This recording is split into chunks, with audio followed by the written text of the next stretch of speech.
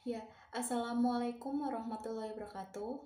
Saya Kisti Aziza, NIM 18041093. Izinkan saya untuk mempresentasikan makalah mata kuliah Pendidikan Agama Ajaran Islam yang diampu oleh Bapak Hadi Mulyanto SPDI. Adapun tema kali ini bab 3 yang berjudul Kerangka Dasar Agama Islam. Ya, dasar agama Islam yang terdiri dari akidah, syariah, dan akhlak seringkali dilupakan keterkaitannya. Contohnya, seorang melakukan sholat berarti dia melakukan syariah, tetapi sholat itu dilakukan untuk membuat kagum orang-orang di sekitarnya. Berarti dia tidak melaksanakan akidah, karena sholat itu dilakukan karena Allah Subhanahu wa Ta'ala, karena Allah Subhanahu wa Ta'ala, maka sholat itu tidak bermanfaat bagi dirinya sendiri ataupun orang lain, dan hasilnya dia tidak mendapatkan manfaat atau akhlaknya. Itulah yang menjadi satu perbuatan yang seharusnya mendapat ganjaran pahala, tapi malah menjadi suatu kesia-siaan karena tidak dilakukan semata-mata karena Allah.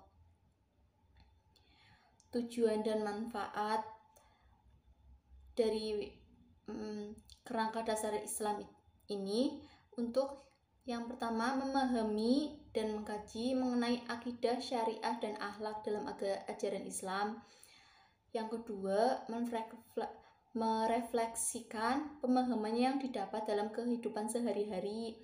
Yang ketiga, memahami keliruan-keliruan menyangkut akidah, syariah, dan akhlak untuk kemudian menjadi cerminan untuk berintrospeksi diri.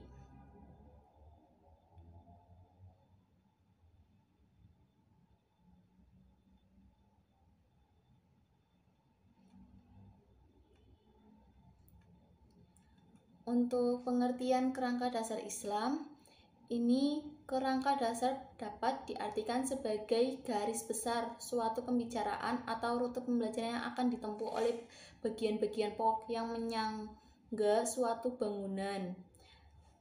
Ajaran Islam ialah sekumpulan pesan ketuhanan yang diterima oleh Nabi Muhammad SAW untuk disampaikan kepada manusia sebagai petunjuk perjalanan hidupnya semenjak lahir hingga mati. Dengan demikian, pengertian kerangka dasar Islam adalah gambaran asli garis besar rute perjalanan atau bagian pokok dari pesan ketuhanan yang disampaikan Nabi Muhammad SAW kepada manusia.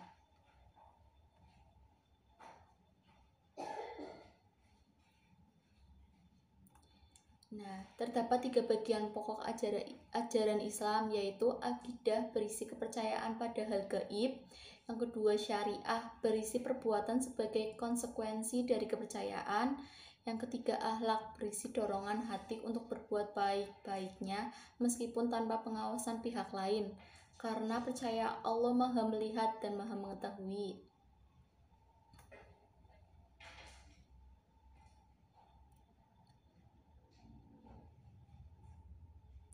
Nah, yang pertama kita bahas akidah. Pengertian akidah adalah bentuk dari kata akoda, yakidu, dan akidatan, yang berarti simpulan, ikatan, sangkutan, perjanjian, dan kokoh. Penggunaan kata akidah dalam bahasa Al-Quran berarti sumpah setia di dalam manusia. Misalnya dalam hal pembagian harta waris, orang yang terikat sumpah setia dengan orang yang meninggal dunia tersebut berhak menerima harta waris. Apabila sumpah itu dilanggar, ia harus mengganti dengan kifarat. Akidah juga berarti ikatan nikah atau kekuatan lidah ataupun ikatan tali.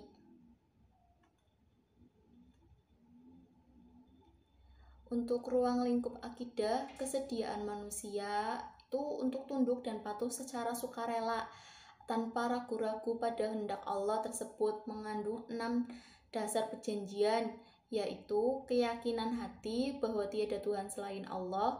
Yang kedua, keyakinan hati bahwa ada hal gaib yang seperti malaikat.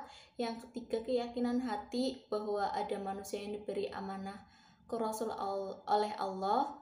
Yang keempat, keyakinan hati bahwa ada pertanggungjawaban amal perbuatan setelah kematian.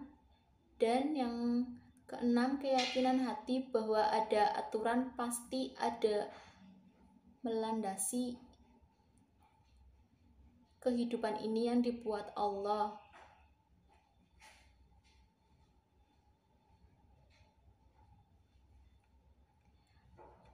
Untuk kedudukan akidah dalam pokok ajaran Islam, akidah merupakan akar bagi setiap perbuatan manusia. Apabila akar pohon perbuatan manusia itu kokoh, maka pohon perbuatan manusia itu akan berbuah dan tahan dari berbagai tiupan angin cobaan. Dan sebaliknya, apabila akar pohon perbuatan manusia itu lemah, maka buah perbuatan manusia itu akan tidak bermakna dan mudah roboh dengan tiupan godaan seperti sepoi-sepoi sekalipun. Yang kedua, syariah. Syariah artinya membuat undang-undang, menerangkan rute perjalanan, keadatan, kebiasaan, jalan raya. Syara' yashrau syuru'an artinya masuk ke dalam air, memulai pekerjaan, jalan ke air, layar kapal, dan tali panah. Syariah adalah jalan ke sumber mata air. Dulu orang Arab menggunakan syariah untuk sebutan jalan setapak menuju sumber mata air untuk mencuci atau membersihkan diri. Syariah juga berarti jalan lurus, jalan yang lempang, tidak berbelok-belok, jalan raya.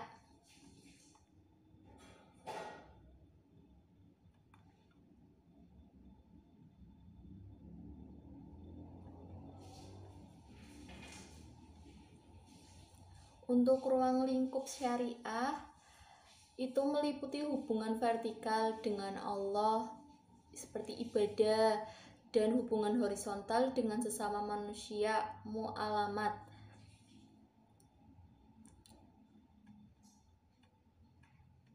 Hubungan manusia dengan Allah secara vertikal melalui ibadah seperti tahara, bersuci diri dari kotoran dan najis.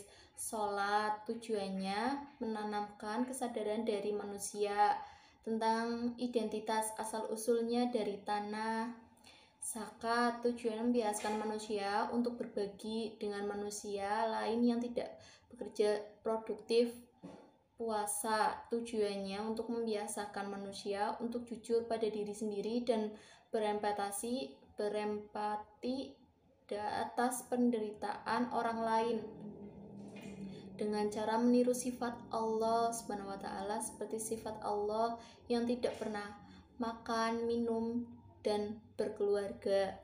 Haji tujuannya mempersiapkan manusia untuk sanggup datang kepada Allah sendiri-sendiri dengan menanggalkan seluruh kekayaan, ikatan kerabatan, jabatan kekuasaan, kecuali amal perbuatan yang telah dilakukan. Hubungan manusia dengan secara horizontal ini seperti ikatan pertukaran barang dan jasa,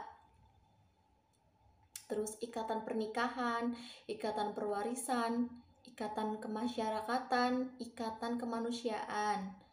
Kedudukan syariat dalam pokok ajaran Islam ini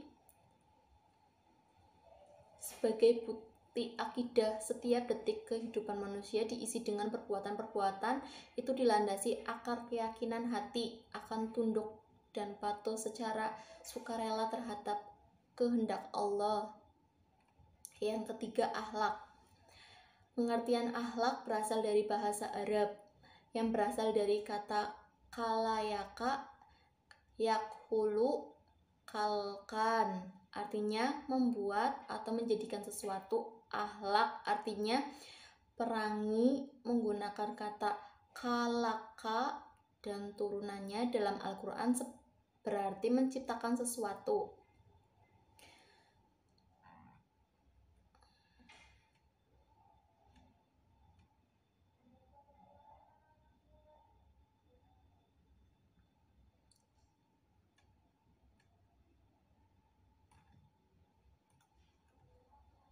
Ya, menurut Yunahar Ilais, akhlak dalam Islam memiliki 5 macam ciri, yaitu akhlak rabani, akhlak manusiawi, akhlak universal, akhlak keseimbangan, dan akhlak realistik.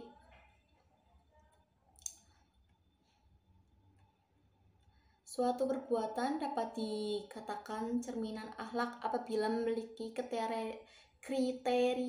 sebagai berikut. Yang pertama, dilakukan berulang-ulang sehingga menjadi suatu kebiasaan. Yang kedua, timbul dengan sendirinya, spontan tanpa dipikir berlebih dahulu. Untuk ruang lingkup akhlak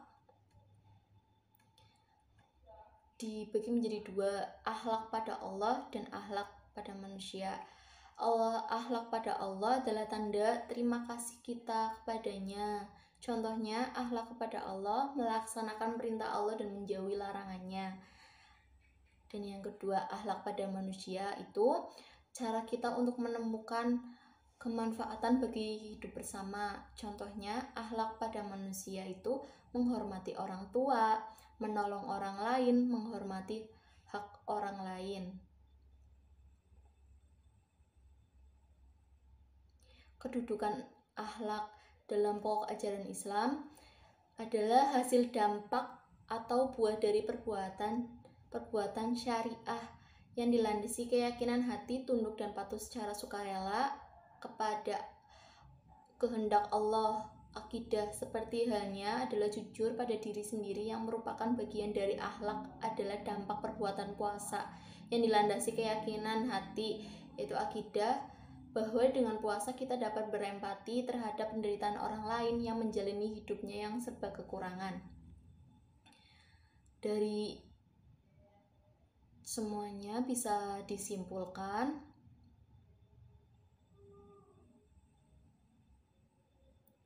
kerangka dasar agama Islam itu adalah cetak biru ajaran Allah Subhanahu wa taala kepada utusan Allah, di mana di dalam kerangka ajaran terdapat 3 bagian utama yang berkaitan, yaitu akidah, syariah, dan akhlak.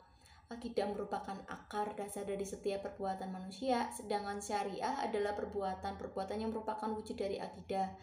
Dari penetapan akidah dan perwujudan berupa syariah, muncullah buah berupa kebermanfaatannya baik bagi diri sendiri maupun orang lain yang disebut dengan akhlak. Demikian presentasi makalah ini kami sampaikan. Kurang lebihnya mohon maaf, dan barangkali ada yang bertanya dipersilahkan. Berhubung tidak ada yang bertanya, kami ucapkan sekian. Billahi taufiq wal hidayah. Wassalamualaikum warahmatullahi wabarakatuh.